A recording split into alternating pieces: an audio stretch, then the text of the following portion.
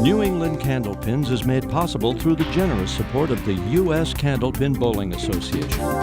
Learn more at uscandlepin.com. By Fico's Family Bowl-A-Drome in Franklin, Massachusetts. Visit ficosbowl.com. By your community's public access channel. And by your Franklin friends and neighbors. Good folks just like you. Thanks for supporting Franklin TV. And thanks for watching. From Fico's Bowl-A-Drome in Franklin, Massachusetts, it's New England Candlepins Fall Tournament 2014. In our third Elite Eight matchup, Millville's Dennis Green takes on Rob Pidgeon of Franklin. Then in round 4, Jeremy Seaholm takes on Dave O'Connor Jr. Now let's roll with your host, Jay Horrigan. Hello from Fico's Bowl-A-Drome in Franklin, Massachusetts. I'm Jay Horrigan, and this is New England Candlepins. This is our second Elite Eight show or quarterfinal show. Today we're going to have two quarterfinal matches to get our final two bowlers in our final four. They're going to join our previous two qualifiers, Dave Chestercove and Nick Norcross, who have already made it to the Final Four. Our first match today is going to pit Dennis Green against Rob Pidgeon, who won in the earlier shows. Dennis, you've been bowling well. You bowled very well to get here. Have you bowled against Rob before? I have personally bowled against Rob, but our teams on Thursday nights have bowled against each other, and we've had some great battles, and it's a lot of fun. Okay. What do you think of Rob? Do you care for him? Do you not like him? Oh, Rob's a great guy. He's a lot of fun to bowl against. Okay. You don't know Rob well, then, I guess obviously. Okay. And Rob, you bowled very well when you took on Phil. Yep. How do you feel going into today's match? I feel pretty confident. I just got to get my ball out there and pin well. You know, that's a big part of the game is pinning. As you see, I mean, I did it in the first match, and it worked out. Excellent. And Dennis, what do you think of him? Anything negative to say about him? No, we've been bowling against each other for the last 2 or 3 years now in the Thursday night leagues here, and we have great battles. You know, our teams seem to be first and second going into the last week, so we've swapped off championships the last 3 years. Well, that's a shame. No one has anything negative to say, which means they must really, really dislike each other. So we'll be back to take this hate match to the next level after this.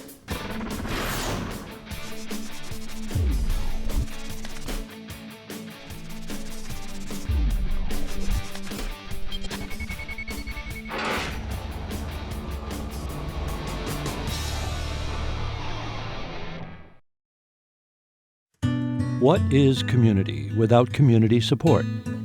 Without community access? Without communication that creates a common bond? You can make community by making community TV. Contact your public access community TV center. Learn how you can help, because you can. Volunteer today. When you support your community TV, you also support your community.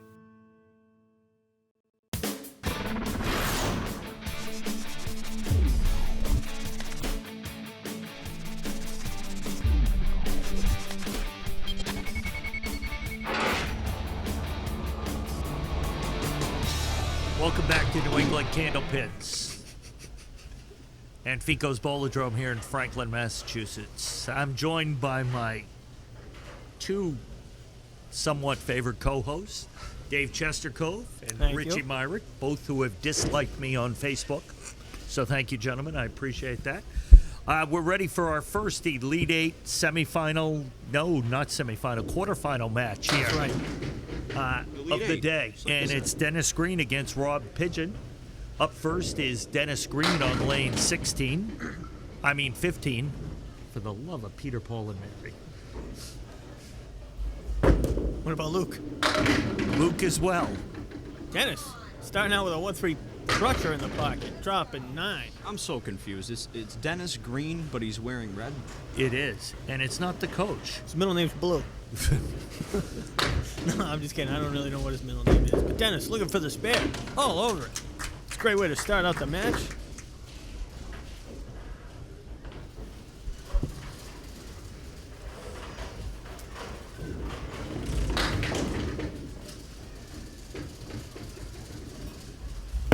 Looking for the big fill. Hits the 3-pin in the face, but he gets a good break. Dropping 6. Leaves the 1, 2, 7, 8 piece of wood touching the 2-pin. Gets by the head pin, but hold on the phone. Nearly gets it back door.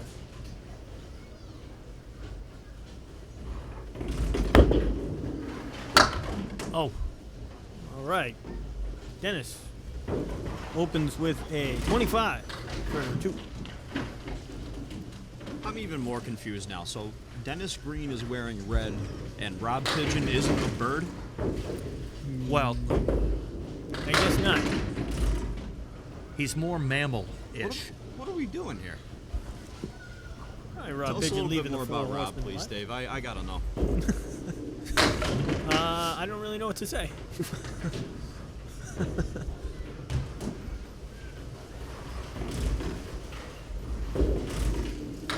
Rob gets the 10.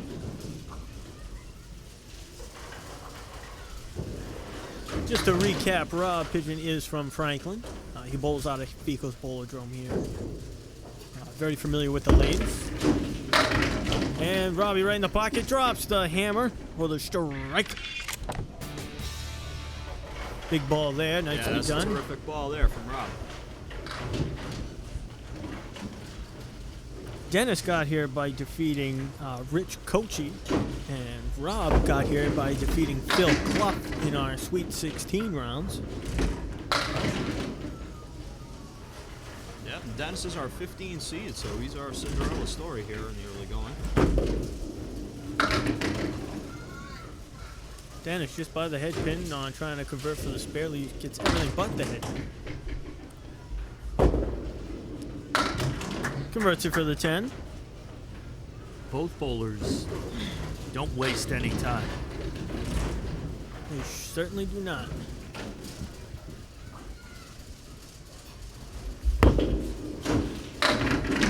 Whoa! Wow. Hits the 3-pin on the outside and gets a backdoor strike to go. 3-6 pocket, and boy, that went quick.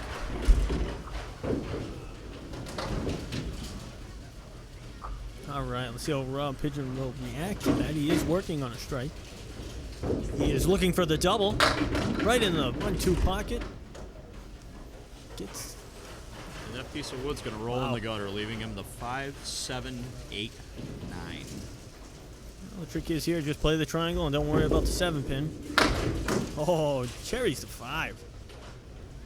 Don't see that too often. Oh, that's an unfortunate 7, Phil. He threw 2 terrific balls there. Settles for the 8, and there's really not much you can do about that.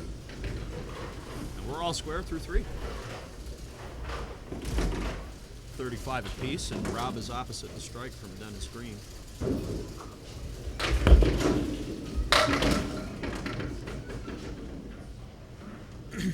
All right, Robbie gets a pretty favorable break, leaving the 1-7-10, but he's got some really good piece of wood frozen to the head pin. Yep, the high-low jack here. So I think if you're dead center on the head pin, it should go. Oh, he was just a little left of the head pin, causing that pin to deflect over the 10 pin. Still a little bit of unlucky break. I still think it should have gone.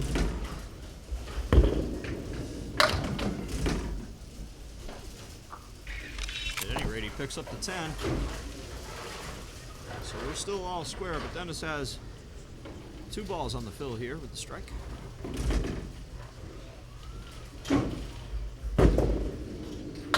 Dennis into the pocket this time, looking for the double. Drops 9, leaving just a 10 pin. He's got 2 pieces of wood angled pretty nicely towards the 10 pin. Not frozen to it or anything, but he decided to play the left one, which I don't think he was probably wanted to do, but leaves the 10 pin again for the 10. But cleans it up.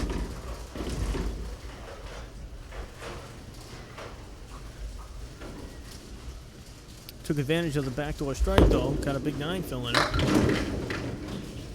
Did not capitalize on the 9 drop, though. But he still got the lead. If he can convert this, I'm sure he'll be just as happy. He's got the good mix and ball working. 64 at the break, so we can see he's got something working at least.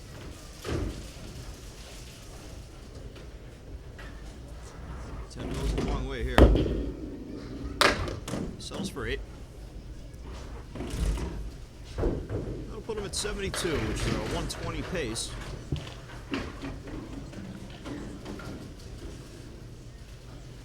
Rob Pidgeon up next. Rob Pidgeon right in the pocket again, dropping 8. Very unfortunate break, just the 7-10 split. Does have a piece of wood out in front. He can pick his favorite corner of it. I think the left side would be better. Ooh, just not enough of it.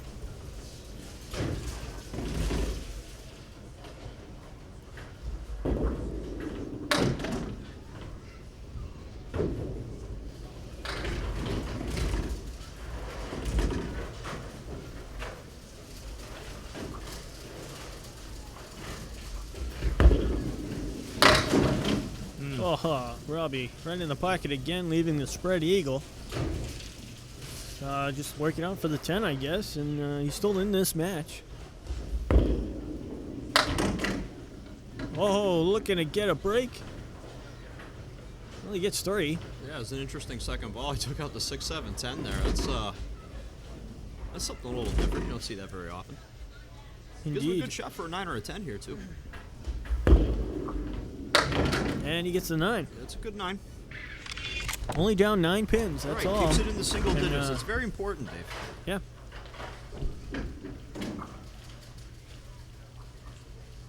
Okay, Dennis looking to add to his lead with 4 boxes to go. He leads 72 to 63.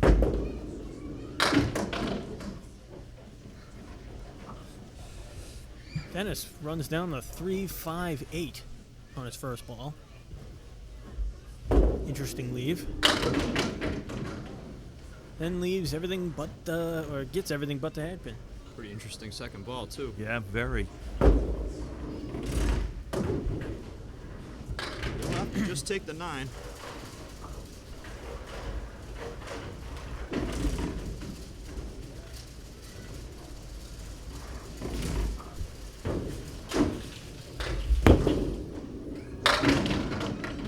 Dennis trying that 3-6 area again.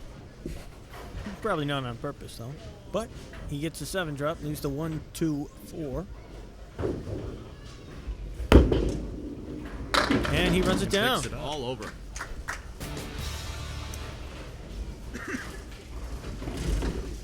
Crucial mark to leave one hanging in the 8th like that, and that's going to force Rob into a pretty sticky situation here. He's going to need at least 1 mark out of these 2 boxes to stay in shouting distance.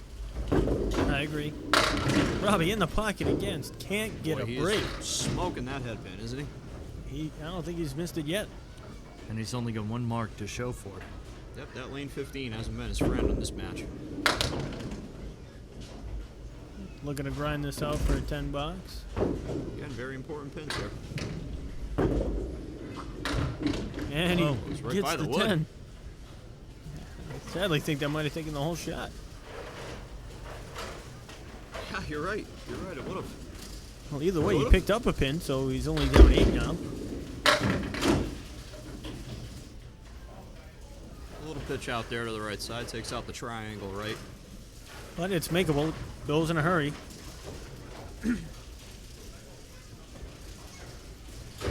Waiting on the ball return here. Might have to send Rich. Oh, no, there comes the ball. You can stay, Rich. Well, thank goodness.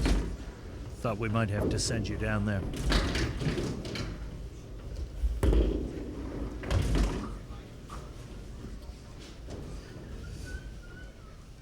Second verse, same as the first for Rob there.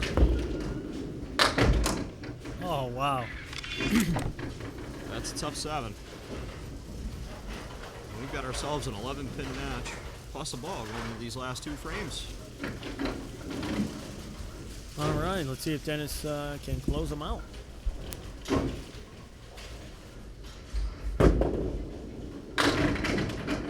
Dennis light on the 3-pin again. Gets a great mixing ball. Drops 7. You know, Dennis throws a bad ball, and Dennis is getting the breaks, and Rob's not. Yeah, sometimes that's part of the game.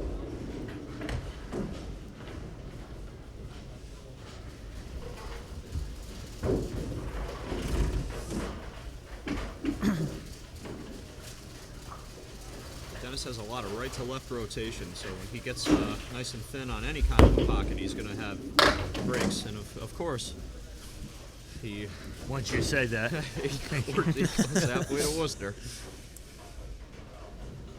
Depending on what he does here, he could leave the door wide open for Very Rob good Pidgeon. second ball.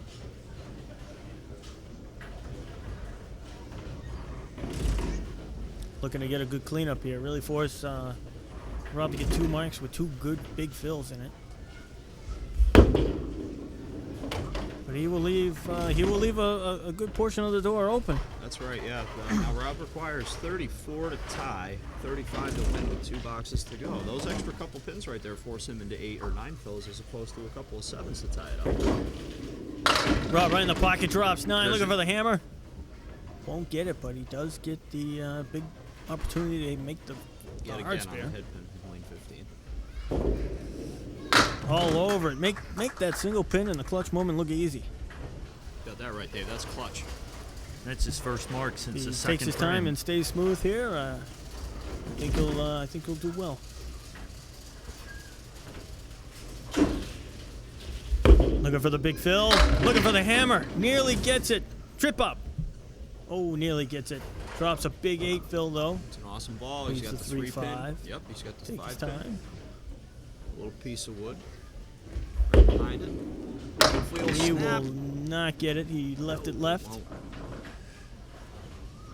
And that's going to do it. Yeah, that will do it. He needed that spare. So Dennis Green will win 114-107 in our first or quarterfinal here. Our first quarterfinal, Dennis Green advances to the semifinals with a 114-107 victory over Rob Pidgeon. And we'll be back to talk to our bowlers in just a moment.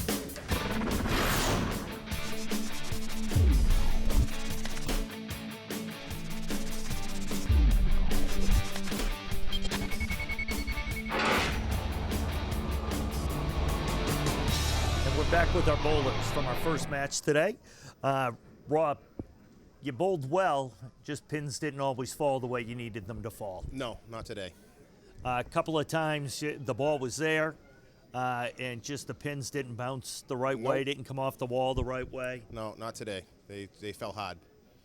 And it's like it's day to day. You know, one day they fall good, and the next day you throw that same ball and they don't fall. Yeah. And you know what? They were falling for Dennis. They were. Yeah. He put that ball in that pocket, and he really got his breaks, and he took advantage of them.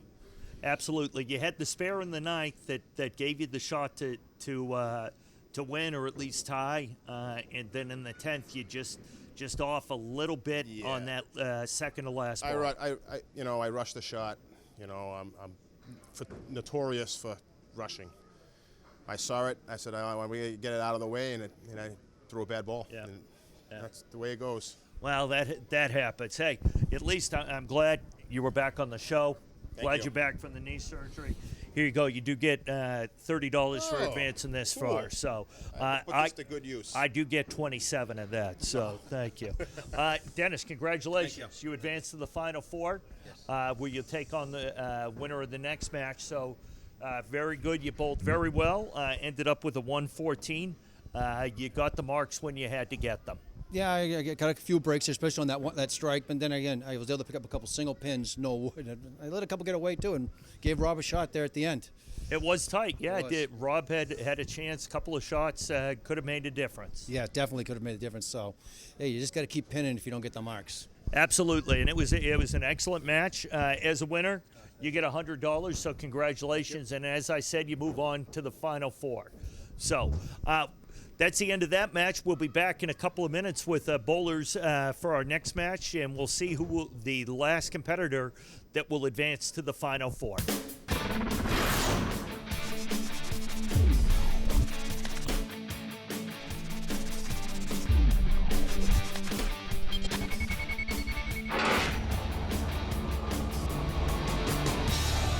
back with our bowlers for our final Elite Eight or quarterfinal match of our fall series. Jeremy Seaholm and Dave O'Connor.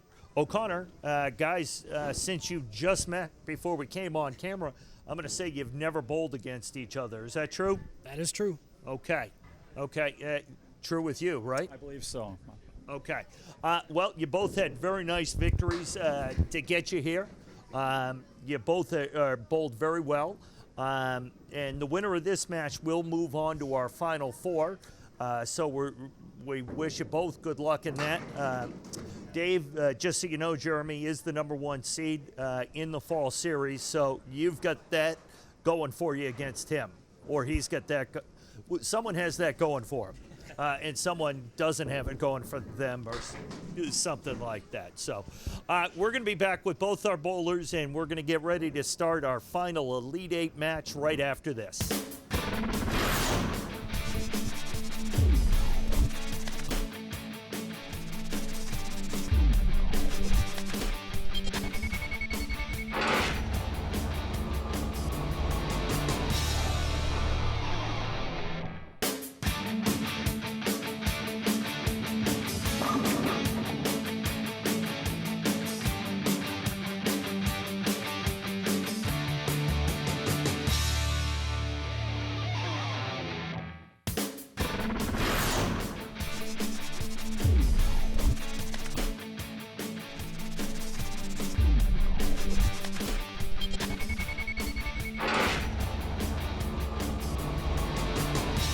Welcome back, and we're ready for our last Elite Eight match between Dave O'Connor and Jeremy Seaholm. Up first is Jeremy on lane 15.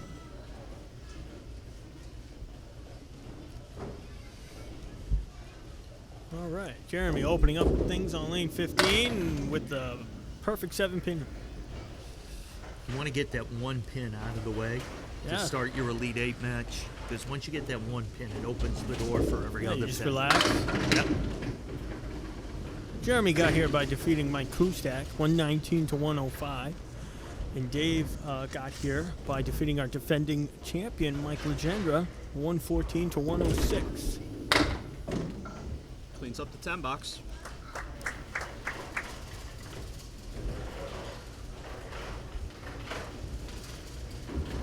Winner of the show looking to move on to our Final Four. Jeremy with a perfect ball right in the pocket. Goes the strike. Yeah, that was 9 more than 1. That's right. These bowlers looking to join Dennis Green, Nick Norcross, and myself, Dave Chestikov, in the Final Four. Dave who? Dave somebody, water. Does he need us here? Mycroft? Mycroft. Yeah. Mycroft.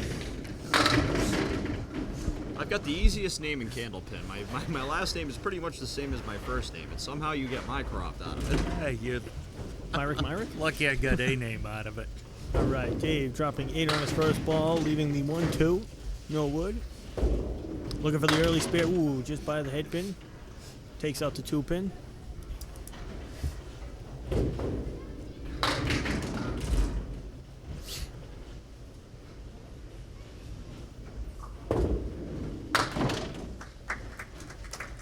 Dave also with the 10 box in the opening frame.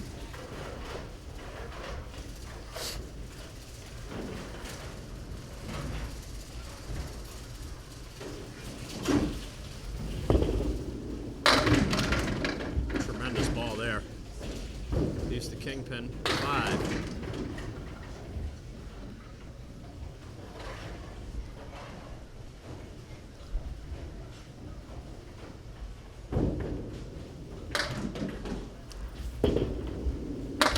Right in the face there. Nicely done by Dave.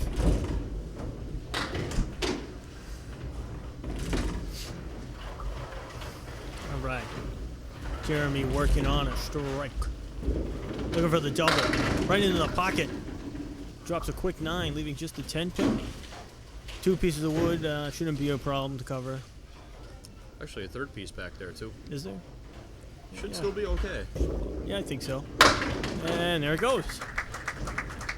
Little doubt on that one.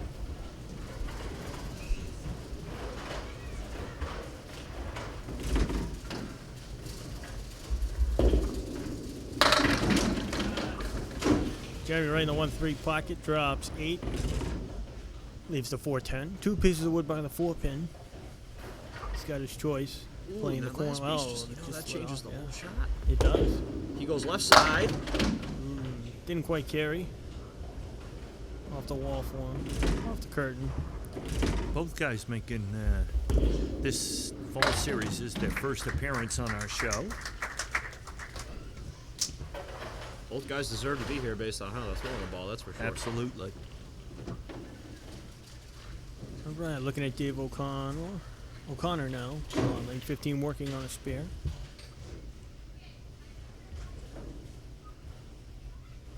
Looking for a big fill. Ooh. Leaves it right. Takes out the 6-10 for 2 pins.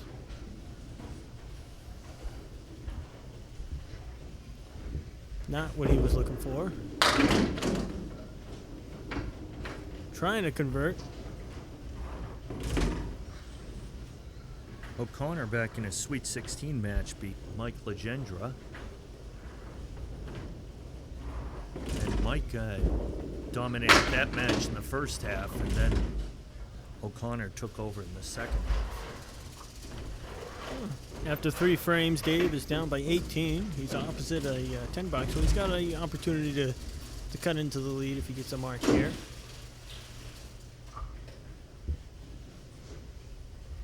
You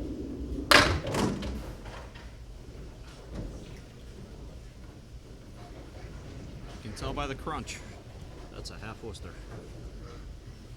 Has a distinct sound, doesn't it? Certainly does.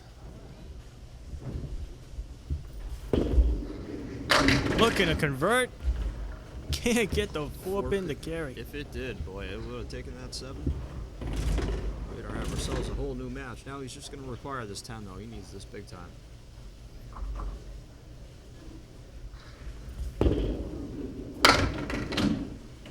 Gets the 1. Keeps the match under 20 anyway.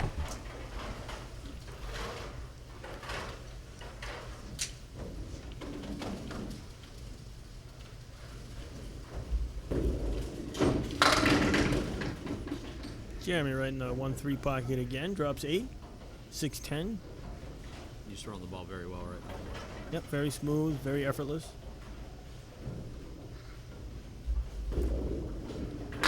And he converts. No question.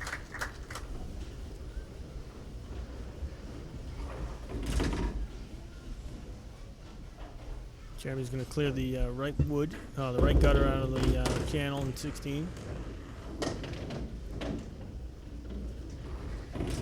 Dave, tell us a little bit about the USCBA. We have a second here. Sure. As soon as Jeremy throws his fill. Jeremy right in the pocket, drops a strike. As we don't have time.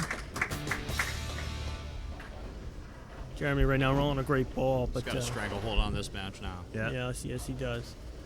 Well, the USCBA is a proud sponsor and supporter of New England Candlepins.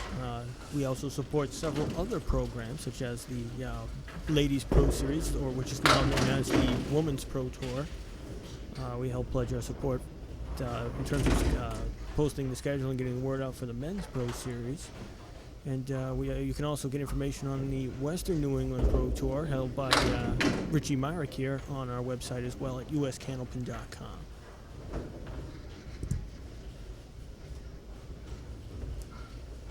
And Richie, you oversee the Western Pro Tour, right? Yeah, that's right. Yeah, I oversee the Western New England Pro Tour, the WNEPT. The Sems, Ralph and Eric were nice enough to let me take over the reins along with Joni Emilkowski out of Canal Lanes, the owner and proprietor of Canal Lanes.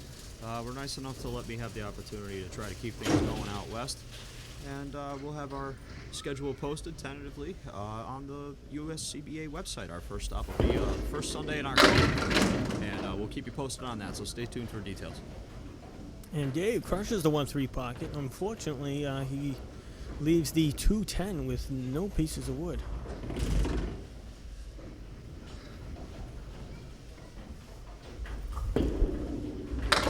Ooh, nearly sends the 2 into the 10. Terrific offer.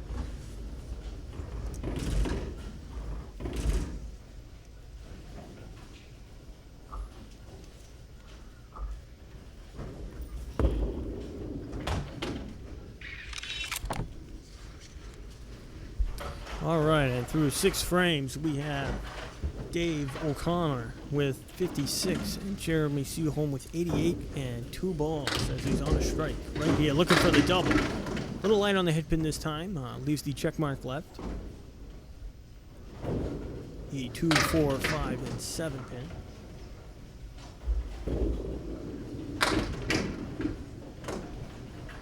Gets 9. Phil in his strike.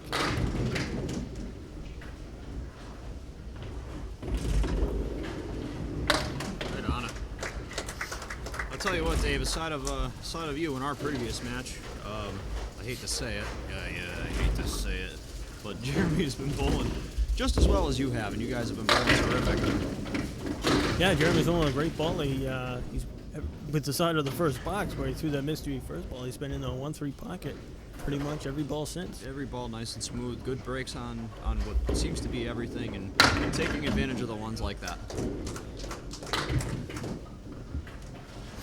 Jeremy adding to his already pretty large lead.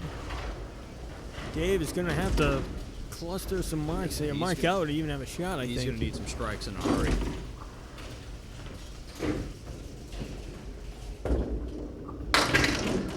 Well, he gets a break. Chance to run down the spare.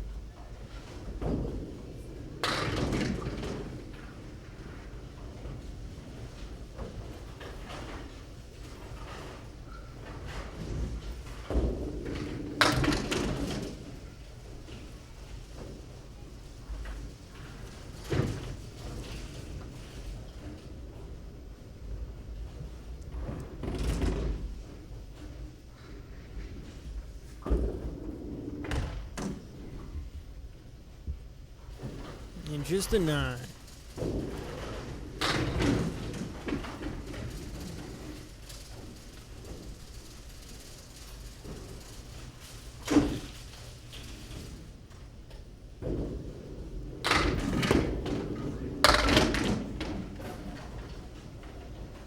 Dave's just not bowling his best and just not getting breaks, and the exact opposite for Jeremy.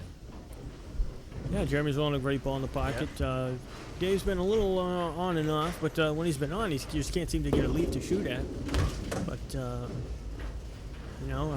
generally the rule is whoever's on the head pin more is usually probably going to move on. But, yeah, Jeremy's been bowling really well. So, that's why he's winning this match right now.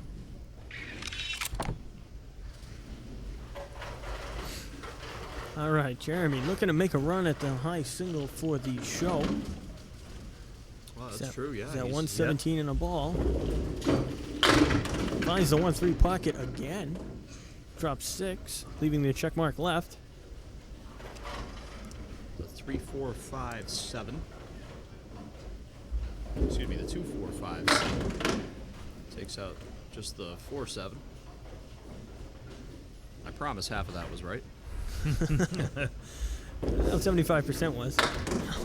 You're right. Thanks, Dave. That's You're a C. welcome. That's a C. Yeah, I'm a C. exactly. I'm a C student. And I can see that Jeremy is up 50 with 2 to go, and he's going to need a double to hit our high single on the show. However, hits the head pin.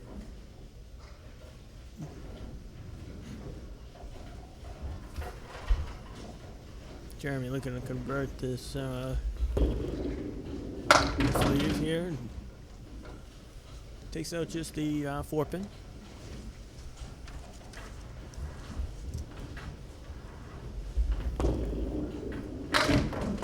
And throws a very 141. effortless looking 141. It really was, wasn't it? Effortless. It didn't seem like he put anything extra on any one of those balls.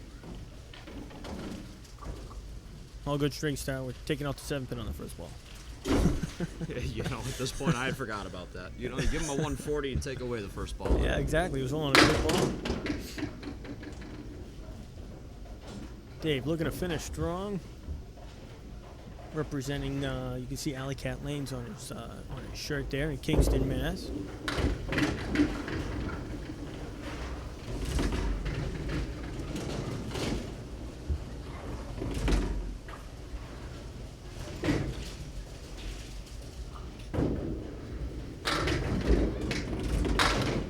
That's right. Jeremy had a 1, right? on his first shot? Yeah, his first ball, he just took out the That 7. one pin. Yeah. See, I told you, once you get that out of the way, it opens everything up. You called it, Jay. Tell me I don't know this bowling game now. Oh, you're getting it, Jay. You're coming Man. along nicely. It may have taken me a little over a year and a lot of work by the two of you, but Oh, look. Get over for him. All Wait a right. minute, you call this work?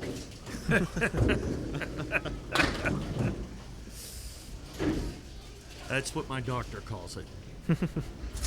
You have a terrific doctor.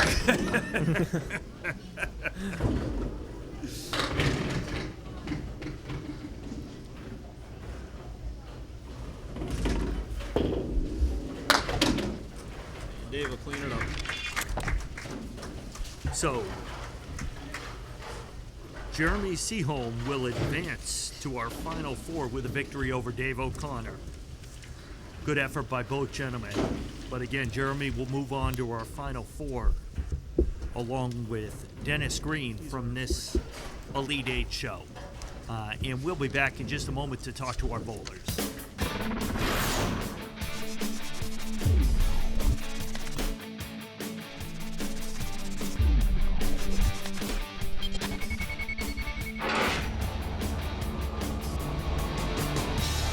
We're back with our bowlers from our second match at today's Elite Eight show. We're here at Fico's Bowlerdrome in Franklin, Massachusetts. And Dave, you just ran into a buzzsaw in Jeremy.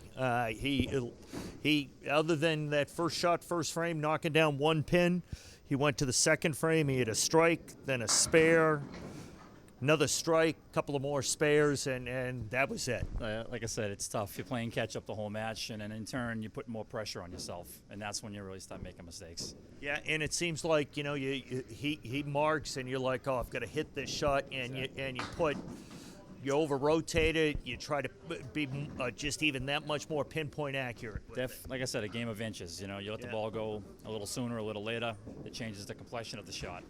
Well, I've got to tell you, for your first time being on our show and being on any TV show, I thought you did a tremendous job. Your first match with us before, you were tremendous. You were in a deep hole, and you came back and beat our defending champion. And then you made it here, and you bowled well. You just bowled against someone who was on fire. So you did a great job. Congratulations on that. You do. If I can grab the envelope here, you do win $30 for making it this far. Like I said, you did a great job, but you ran into a buzzsaw named Jeremy Seaholm. Jeremy, great job, great match. You bowled tremendously. Well, I kind of stole a couple. So, but that's how it goes. When the pins are falling, sometimes you steal them. The next string, it could be the complete opposite. That's how this game goes, and hopefully it just keeps going my way. What did you think when your first shot, one pin? Uh-oh. Exactly. Well, as I said to Richie and Dave, you got that one pin that cleared everything out, and you just opened yourself up for the rest of the match. Yeah, like I said, I was throwing a good ball. I was hitting the head pin on my first ball, and hopefully continue to do so, and keep getting some breaks. Absolutely. Well, you claimed our final spot in our Final Four. You're going to join Dennis Green, Dave Chestercove, and Nick Norcross in there. So the four of you are going to have a chance to compete for our overall champion. But as a winner here in the Elite Eight, you do win $100. So congratulations on that, okay? So for everybody here, Richie Myrick, Dave Chestercove, and our director, Matt Ferrara, I'm Jay Horrigan. Thanks for watching, and we'll see you next week on our championship show for New England Candlepins.